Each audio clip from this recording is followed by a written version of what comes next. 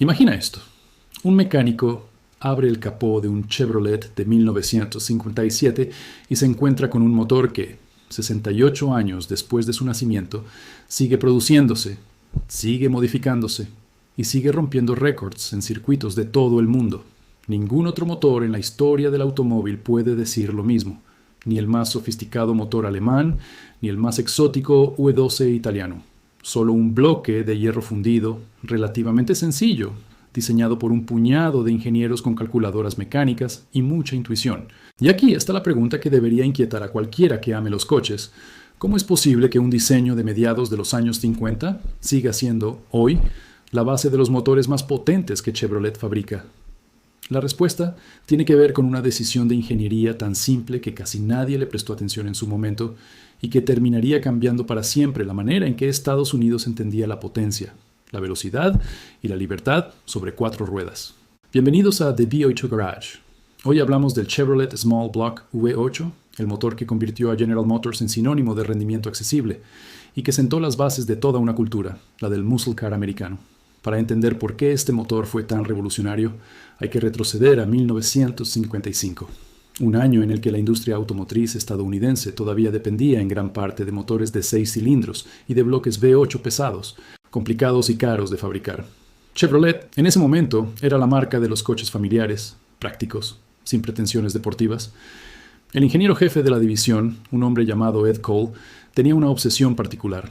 Quería un motor V8 que fuera ligero, compacto, barato de producir en masa y capaz de entregar mucha más potencia que cualquier cosa que Chevrolet hubiera ofrecido antes. El equipo de Cole, junto con el ingeniero Harry Barr y el especialista en fundición Ed Kelly, llegó a una solución que parecía casi demasiado simple. En lugar de complicar el diseño con piezas adicionales, redujeron el número de componentes móviles, adelgazaron las paredes del bloque de hierro fundido y utilizaron un sistema de balancines con varillas empujadoras que resultaba barato de fabricar, pero funcionaba de manera extraordinariamente eficiente.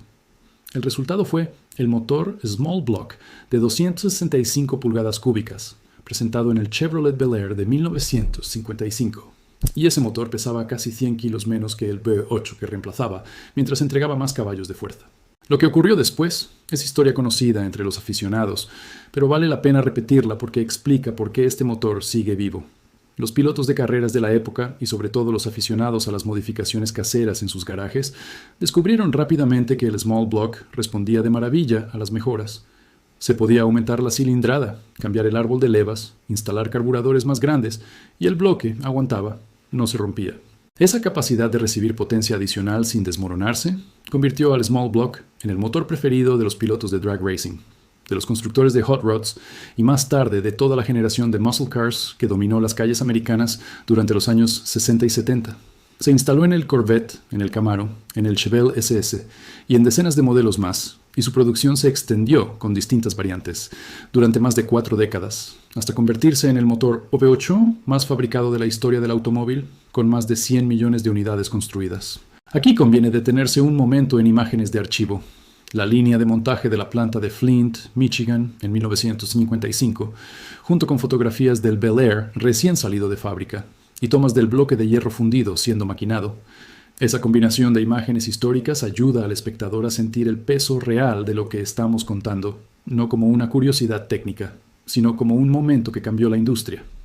Entremos ahora en la ingeniería, porque ahí está el verdadero secreto de este motor. El Small Block original utilizaba una configuración de 8 cilindros en V, con un ángulo de 90 grados entre las dos bancadas de cilindros, algo que se convirtió en el estándar de la industria americana durante décadas, porque permite un equilibrio natural del motor y facilita que quepa en compartimentos de motor relativamente estrechos. La cilindrada de aquel primer motor era de 265 pulgadas cúbicas, equivalentes a unos 4,3 litros. Una cifra modesta comparada con los V8 actuales, pero suficiente en su época para entregar 162 caballos de fuerza en su versión básica y hasta 195 caballos con el paquete de doble carburador. El sistema de alimentación de combustible dependía de carburadores, algo lógico para la época, ya que la inyección electrónica todavía no existía en el mercado masivo. El carburador mezclaba aire y gasolina en proporciones calculadas mecánicamente antes de enviar esa mezcla a los cilindros, un sistema mucho menos preciso que la inyección moderna, pero robusto y fácil de reparar con herramientas básicas, lo cual explica en parte por qué varias generaciones de mecánicos aficionados pudieron aprender a trabajar sobre este motor en sus propios garajes. El sistema de refrigeración utilizaba un radiador convencional junto con una bomba de agua accionada por correa, encargada de hacer circular el refrigerante a través de camisas de agua fundidas directamente en el bloque, rodeando cada cilindro para absorber el calor generado por la combustión.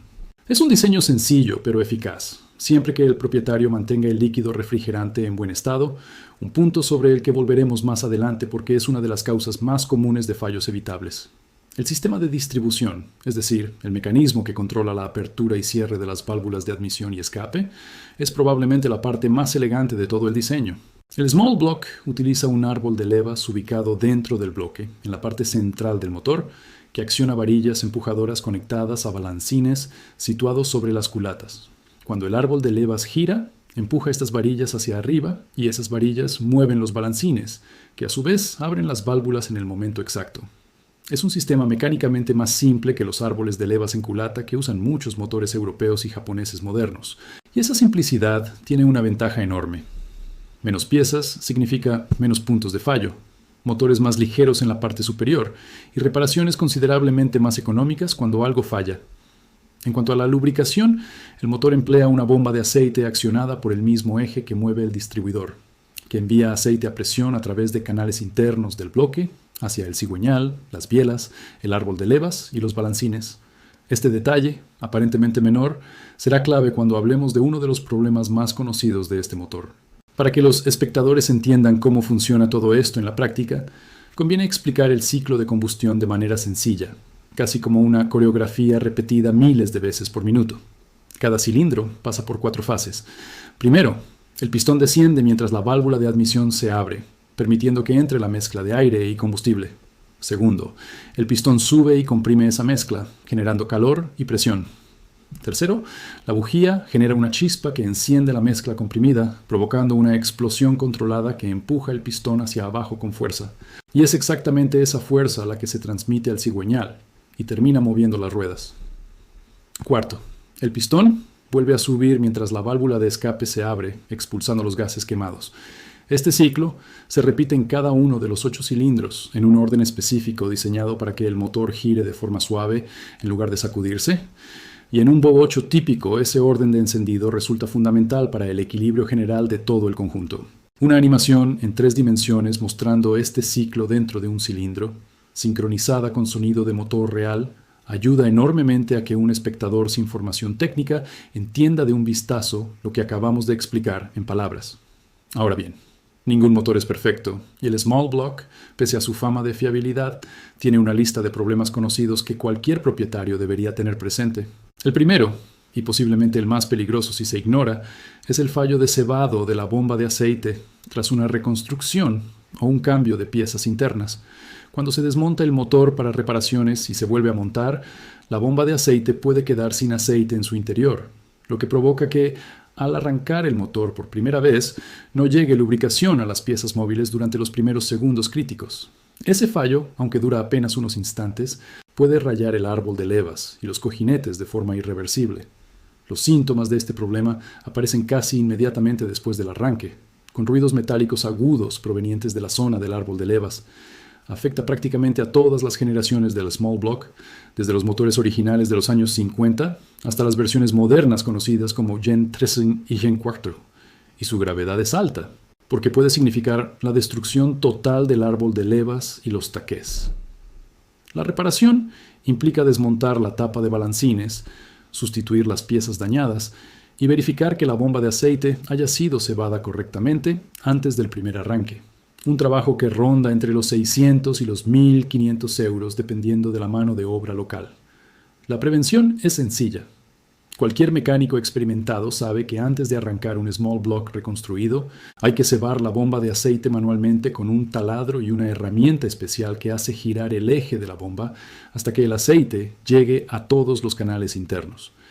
El segundo problema común afecta principalmente a los motores más antiguos, anteriores a los años 90, y tiene que ver con el desgaste de los sellos de válvulas. Con el tiempo, Estos pequeños sellos de goma pierden elasticidad y permiten que pequeñas cantidades de aceite se filtren hacia las cámaras de combustión. El síntoma más característico es la aparición de humo azulado en el escape, especialmente notable al arrancar el motor en frío por las mañanas o después de mantener el motor en ralentí durante un tiempo prolongado. Es un problema de gravedad moderada. No representa un riesgo inmediato para la integridad del motor, pero indica un desgaste que empeorará progresivamente si no se atiende. La reparación requiere retirar las culatas, o en algunos casos, usar herramientas especiales que permiten cambiar los sellos sin desmontar completamente el motor, siempre que se mantenga presión de aire dentro del cilindro para evitar que la válvula caiga dentro de la cámara de combustión. El coste ronda entre los 400 y los 1.200 euros según el método utilizado. El tercer problema, presente sobre todo en motores con más de 150.000 kilómetros y mantenimiento irregular, es el estiramiento de la cadena de distribución. A medida que la cadena se desgasta, pierde tensión, y eso provoca que la sincronización entre el cigüeñal y el árbol de levas se vuelva imprecisa.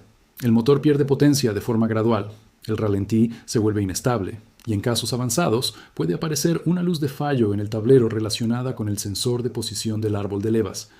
La gravedad es moderada mientras el problema se detecta a tiempo, pero si la cadena llega a saltar por completo, las consecuencias pueden ser mucho más serias, especialmente en las versiones modernas del motor. La reparación consiste en sustituir la cadena junto con los engranajes del cigüeñal y del árbol de levas, un trabajo de dificultad media que un mecánico con experiencia puede completar en pocas horas, con un coste que suele situarse entre los 300 y los 700 euros en piezas y mano de obra. Un cuarto problema, menos grave pero muy frecuente, es el desgaste prematuro de los distribuidores en las versiones más antiguas del motor, aquellas anteriores a la introducción del encendido electrónico. Con el paso de los años, los contactos internos del distribuidor se desgastan, provocando fallos de encendido intermitentes, pérdida de potencia y, en climas húmedos, dificultades para arrancar. Es un problema de gravedad baja, económico de resolver, y en muchos casos se puede diagnosticar simplemente revisando visualmente el estado de los contactos. Para diagnosticar cualquiera de estos problemas, los mecánicos profesionales recurren a varias herramientas. En los motores modernos, equipados con sistemas electrónicos, un escáner OBD permite leer los códigos de error almacenados en la computadora del motor, lo que ofrece una primera pista sobre dónde buscar el problema. Sin embargo, en los motores más clásicos, sin electrónica sofisticada, el diagnóstico depende mucho más de pruebas físicas directas. La prueba de compresión, por ejemplo, mide la presión que genera cada cilindro durante la fase de compresión, y una lectura baja en uno o varios cilindros suele indicar desgaste en los anillos del pistón o problemas en las válvulas. La prueba de fugas, conocida técnicamente como leak down test, es todavía más precisa porque introduce aire comprimido dentro del cilindro y mide cuánto se escapa, ayudando a determinar si la fuga proviene de las válvulas, de los anillos o de la junta de culata. El análisis de aceite, cada vez más popular entre propietarios entusiastas, consiste en enviar una muestra de aceite usado a un laboratorio que detecta partículas metálicas microscópicas, revelando qué componentes internos se están desgastando antes de que aparezcan síntomas evidentes. La prueba de humo se utiliza principalmente para detectar fugas en el sistema de admisión, inyectando humo a baja presión dentro de las mangueras y observando por dónde escapa. Y la prueba de presión del sistema de refrigeración permite detectar fugas internas o externas en el circuito de refrigerante, algo especialmente importante en motores con más de 20 años, donde las mangueras y juntas pueden haberse endurecido con el tiempo. Mostrar en pantalla, durante esta sección, imágenes reales de un taller con un manómetro de compresión conectado a un motor, junto con primeros planos de un escáner OBD mostrando códigos de error, ayuda a que la explicación se sienta tangible y no solo teórica.